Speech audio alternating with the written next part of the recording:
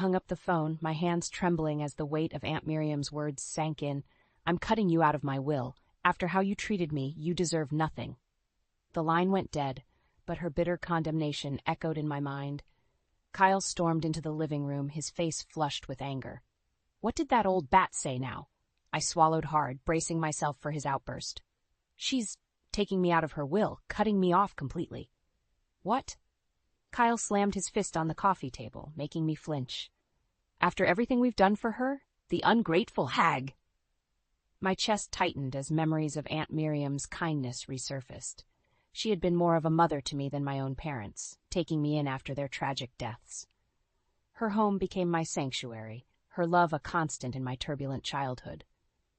But that love had twisted into resentment over the years, poisoned by Kyle's relentless demands for money and favors.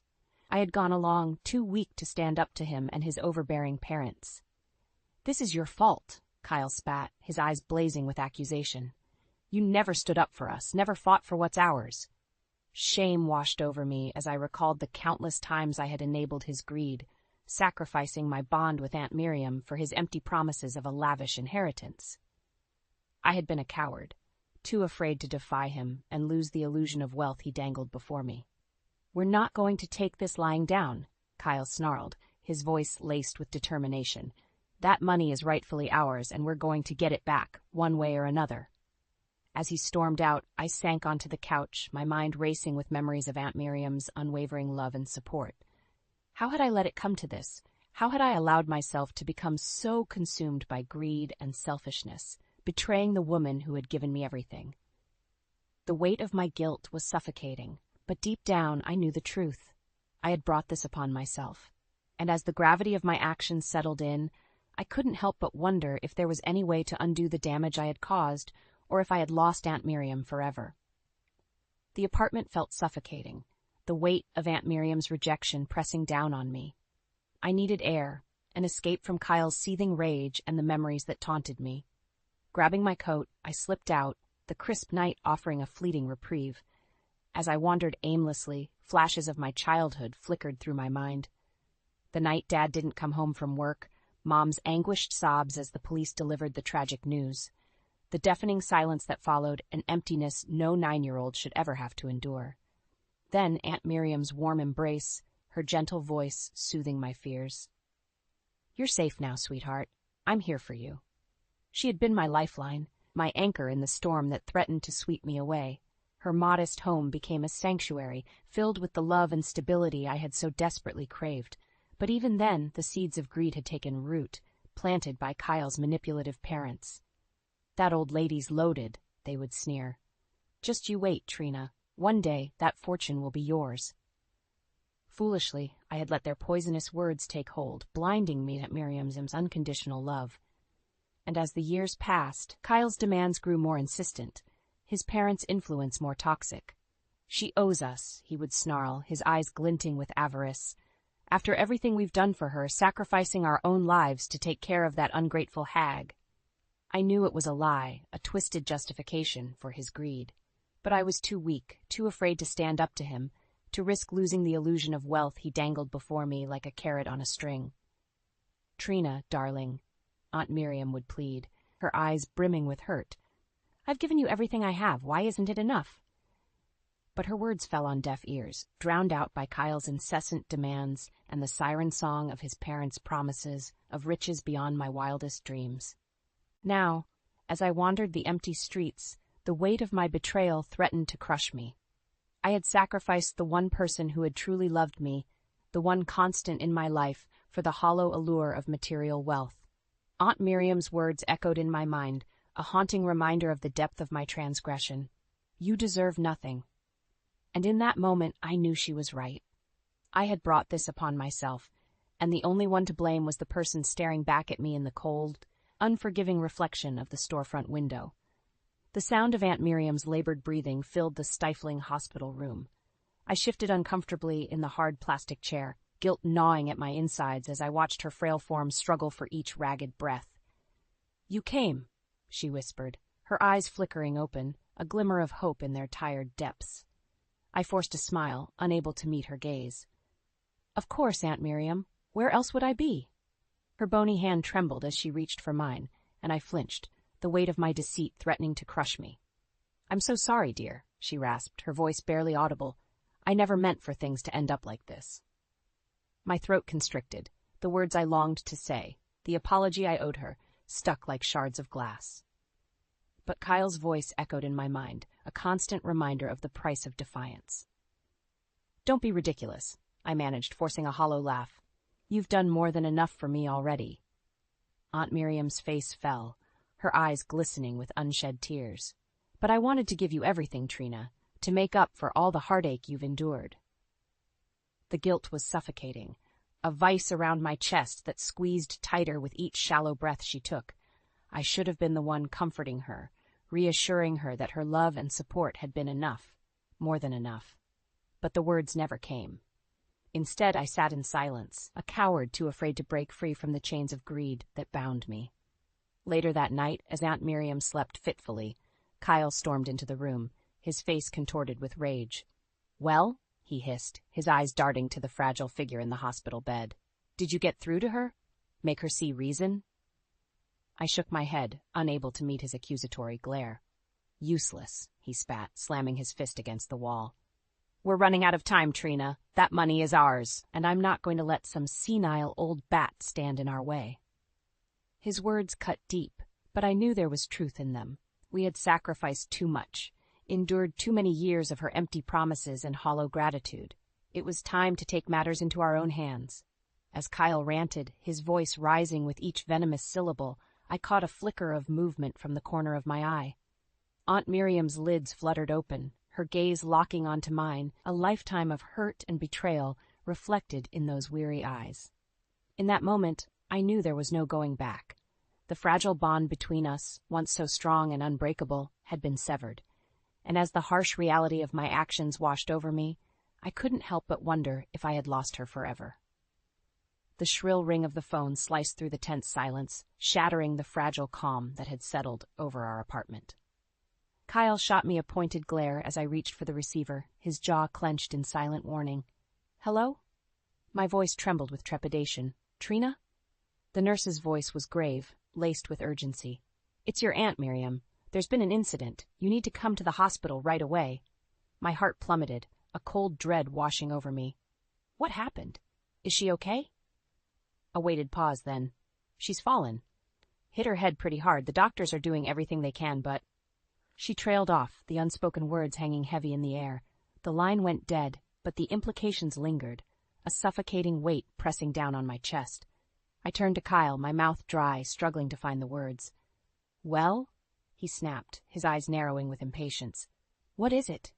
"It's Aunt Miriam," I managed, my voice barely above a whisper. She's hurt. Bad." For a fleeting moment, a flicker of concern crossed his features, quickly extinguished by the ever-present hunger that burned in his eyes. "How bad?" he demanded, leaning forward, his knuckles whitening as he gripped the armrests of his chair. I swallowed hard, the gravity of the situation threatening to crush me. "They didn't say, just that we need to get to the hospital right away?" Kyle's nostrils flared, his lips curling into a sneer. "Of course they didn't," he spat, rising to his feet with a suddenness that made me flinch. "They're probably just trying to milk us for more money, the vultures." His words hung in the air, a bitter accusation that stung like a slap to the face. I opened my mouth to protest, but the words died on my tongue, withering under the weight of his scathing glare. "Well?" he barked, grabbing his coat from the rack with a forceful tug. "Are you coming or not? We can't let this opportunity slip through our fingers." Opportunity. The word left a sour taste in my mouth, a stark reminder of the depths to which we had sunk. Aunt Miriam was lying in a hospital bed, her life hanging in the balance, and all Kyle could think about was the inheritance that dangled before us like a tantalizing prize. But what choice did I have? I had made my bed long ago, sacrificing my principles and self-respect for the hollow promise of wealth and security. And now, as the consequences of my actions loomed ever closer, I found myself trapped, a prisoner of my own greed and cowardice. With leaden steps, I followed Kyle out the door, the weight of my guilt growing heavier with each stride. As we made our way to the hospital, the silence between us was deafening, punctuated only by the occasional muttered curse or impatient sigh. And through it all, a single thought echoed in my mind, a haunting refrain that chilled me to the core. What had I done? The antiseptic stench of the hospital corridor assaulted my senses as we made our way down the sterile hallway, each step echoing like a death knell. Kyle strode ahead, his gait determined, his eyes fixed on the prize that lay beyond the closed door at the end of the corridor. I trailed behind, my footsteps leaden, weighed down by the guilt that threatened to consume me. Aunt Miriam's fragile form flashed before my eyes, a haunting reminder of the depths to which I had sunk in my pursuit of her wealth. As we neared the room, the muffled sounds of voices drifted through the door. Nurses and doctors, their tones hushed and grave. A knot twisted in my stomach, but Kyle pressed on, undeterred. Without preamble, he flung open the door, the hinges protesting with a shrill creak. All eyes turned towards us, a dozen faces etched with shock and disapproval.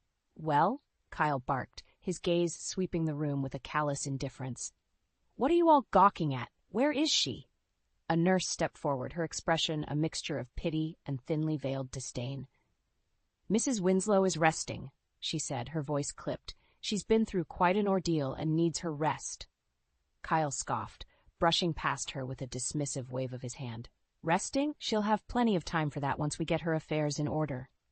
My heart hammered in my chest as he approached the bed, his shadow looming over Aunt Miriam's frail form. She looked so small, so vulnerable, her face pale and drawn, marred by a vivid purple bruise that bloomed across her forehead. "Aunt Miriam," Kyle crooned, his tone sickly sweet. "It's us, your favorite niece and nephew." Her eyes fluttered open, glazed and unfocused. A flicker of recognition passed across her features, quickly extinguished by a wince of pain. "Kyle," she rasped, her voice little more than a whisper. "Trina, you came."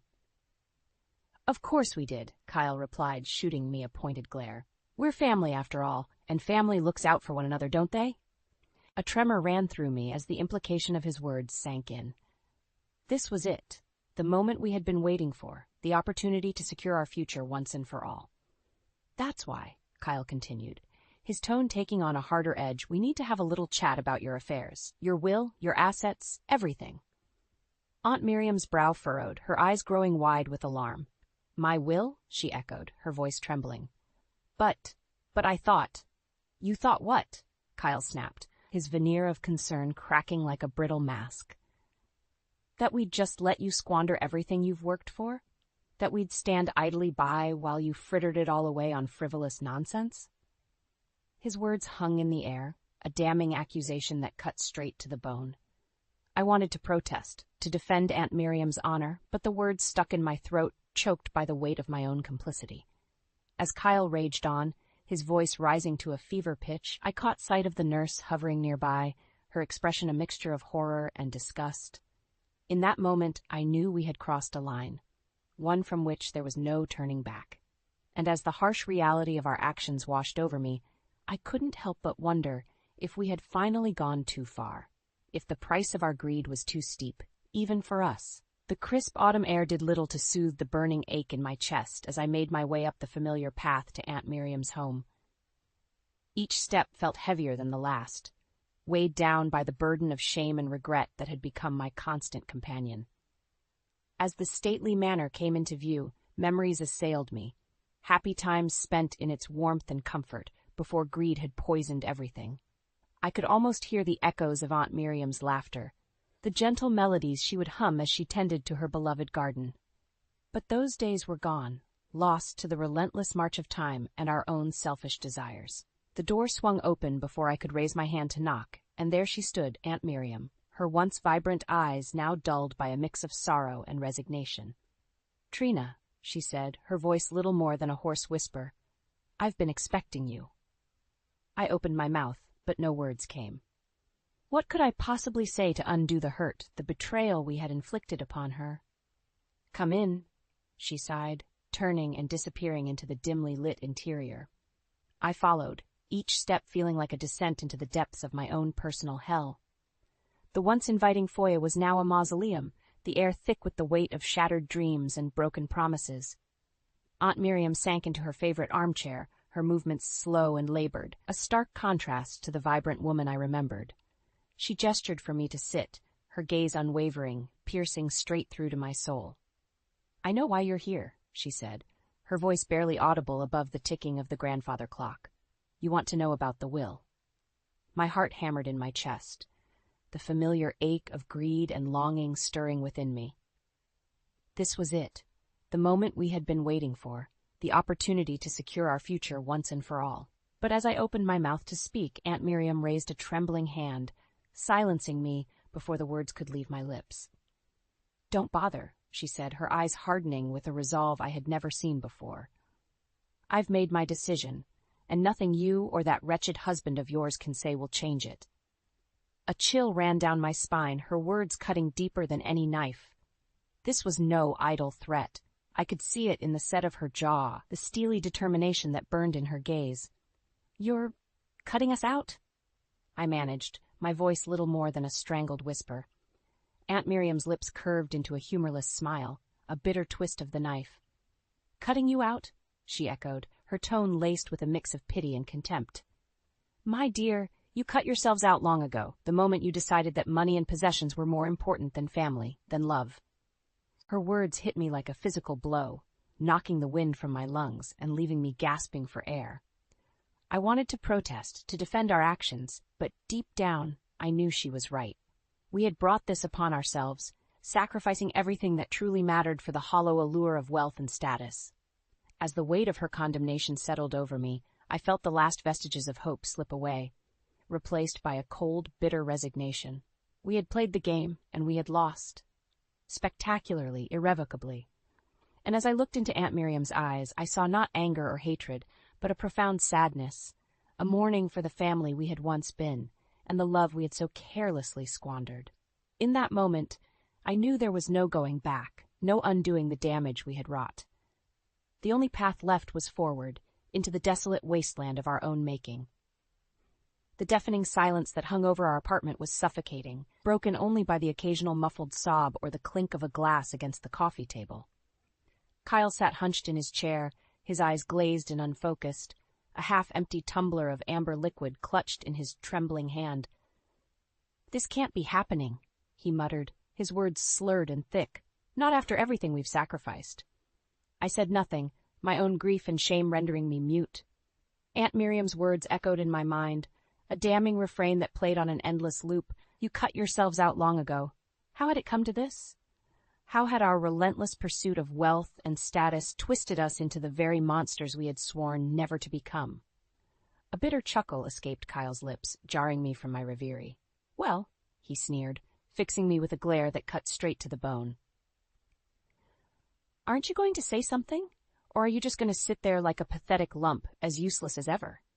I flinched, his words like a physical blow. A part of me wanted to lash out, to defend myself against his vitriol, but what was the point? He was right. I was useless, a coward too afraid to stand up to him and his insatiable greed. "We're not going to let this stand, you know," he growled, slamming his glass down with such force that I half expected it to shatter. "That money is ours. Damn it. We've earned it, sacrificed everything for it." A bitter laugh escaped my lips before I could stop it. "Earned it?" I echoed, my voice dripping with contempt. "Is that what you call it? Leeching off of Aunt Miriam's generosity, bleeding her dry with our constant demands and ingratitude?" Kyle's eyes widened, his face flushing with rage. "How dare you?" he spat, surging to his feet and looming over me like a menacing shadow. "After everything I've done for you, for this family?" I met his gaze, unflinching. "You mean everything you've done to tear this family apart?" I shot back, my own anger rising to the surface like a tidal wave. "Face it, Kyle, we brought this on ourselves. We let greed and selfishness consume us, and now we're paying the price." His hand lashed out, the back of his palm connecting with my cheek with a sickening crack. I recoiled, stars exploding across my vision as the metallic tang of blood filled my mouth. "You ungrateful bitch," he snarled, towering over me like a wrathful giant. "After everything I've given you, this is how you repay me." I said nothing, cradling my throbbing cheek as the weight of his words washed over me. He was right. He had given me everything, or at least the illusion of it. A life of comfort and luxury, dangled before me like a carrot on a string, always just out of reach. And in my desperation to grasp it, I had sacrificed the one thing that truly mattered: my integrity, my soul. As Kyle raged on, his voice rising to a fever pitch, I felt something within me shift, a profound weariness settling over me like a shroud. I was done, finished with the lies and the endless cycle of greed and recrimination. Slowly, I rose to my feet, my movements steady and resolute. Kyle fell silent, his eyes narrowing with suspicion as I met his gaze, unflinching. "It's over, Kyle," I said, my voice low but laced with a steely determination. "No more begging, no more pleading. We made our bed, and now we have to lie in it." His lips curled into a sneer, but I could see the flicker of doubt in his eyes, the first cracks in his armor of bravado. "You're really going to let that old hag win?" he spat, his words laced with venom. "After everything we've been through?" I said nothing, simply turned and walked away, leaving him to stew in his own bitter juices. It was time to start over, to rebuild from the ashes of our shattered dreams and broken promises. And this time, I vowed, greed and selfishness would have no place in my life. This time, I would be the master of my own destiny. The harsh glare of the neon open sign cast a sickly glow over the dingy diner, its flickering light a beacon for the weary souls who sought refuge within its cracked vinyl booths. I slid into one of the worn seats, the faded upholstery creaking in protest beneath my weight. The waitress, a world-weary woman with eyes like smudged charcoal, ambled over, her pen poised over a grease-stained pad.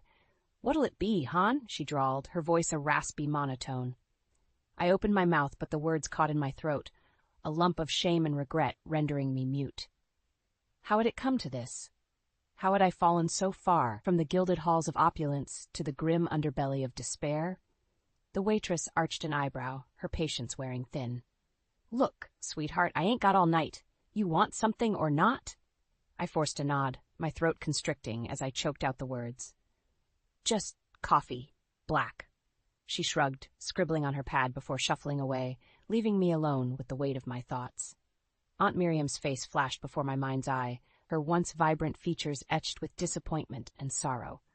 "You cut yourselves out long ago," she had said, her words a death knell for our dreams of wealth and comfort. And she had been right. We had brought this upon ourselves, sacrificing everything for the hollow allure of material gain. Now, as the bitter consequences of our actions bore down upon us, I found myself adrift, cast out into the unforgiving wilderness with nothing but the tattered remnants of my pride. The clink of ceramic against formica jolted me from my reverie. The waitress had returned, a steaming mug of black coffee in her hand. She set it down with a thud, sloshing some of the inky liquid over the rim and onto the battered tabletop. "There you go, hon," she muttered, already turning away. "Holler if you need anything else." I nodded numbly, my fingers curling around the warm mug as if seeking solace in its simple familiarity. As the rich aroma wafted up, mingling with the stale scent of grease and despair, a memory surfaced, unbidden. Aunt Miriam's kitchen, the gentle clatter of dishes and the comforting gurgle of the coffee pot, her soft humming, a soothing melody that would chase away the shadows of my turbulent childhood, the warmth of her embrace, her whispered words of love and reassurance. A solitary tear traced its way down my cheek, mingling with the bitter brew as I raised the mug to my lips. How I had squandered that love, trampled upon it in my blind pursuit of riches and status. The diner door swung open with a jangle, admitting a gust of chill night air and a familiar figure. Kyle, his once immaculate suit now rumpled and stained, his eyes hollow and haunted. He spotted me, his lips curling into a sneer as he made his way over, his gait unsteady. Well, he slurred, sliding into the booth across from me. "If it isn't the prodigal wife, slumming it with the dregs of society." I said nothing, simply took another sip of my coffee, the bitter liquid scalding my tongue. Kyle leaned forward, his breath hot and sour with the reek of cheap whiskey. "What's the matter, Trina?" he taunted, his voice dripping with venom. "Cat got your tongue? Or have you finally realized the depths of your failure, your utter uselessness?" His words cut deep, but I refused to rise to the bait. I had heard it all before, endured his vitriol and abuse for far too long. "You know," he continued, his eyes glinting with malice, "we could have had it all. Everything we ever wanted, everything we deserved. But you just had to go and ruin it, didn't you?" I met his gaze, unflinching. I ruined it? I echoed, my voice low but laced with steel. Or did we ruin it together with our greed and selfishness? Kyle recoiled as if struck, his bravado faltering for the briefest of moments. But the mask quickly slipped back into place, his features twisting into a sneer of contempt. "Don't try to pin this on me, you pathetic excuse for a wife," he spat, his words laced with venom. "This is all on you, and you know it." I shook my head, a weary sigh escaping my lips. "Keep telling yourself that, Kyle, but we both know the truth. We did this to ourselves, and now we're paying the price." His fist slammed down on the table, rattling the cheap crockery and drawing the attention of the few other patrons. "Shut your mouth," he snarled, his eyes wild and unfocused. "Just shut your damn mouth before I—" But I never got to hear the rest of his threat. With a sudden, decisive motion, I drained the last of my coffee, set the mug down with a hollow clink, and rose to my feet. "Save it, Kyle," I said, my voice laced with a calm finality. "I'm done. Done with your threats, your abuse, your endless cycle of blame and recrimination." His mouth worked soundlessly, his bravado stripped away to reveal the pathetic, broken shell of a man beneath. "I'm starting over," I continued, straightening my shoulders and meeting his gaze head-on. "And this time, I'm doing it on my own terms, without you, without the poison of greed and selfishness that nearly destroyed me." With that, I turned and walked away, leaving Kyle to stew in his own bitter juices. The road ahead would be long and arduous, but for the first time in longer than I could remember, I felt a glimmer of hope, a chance to atone for my mistakes, to rebuild from the ashes of my shattered dreams. And this time, I vowed, I would do it right.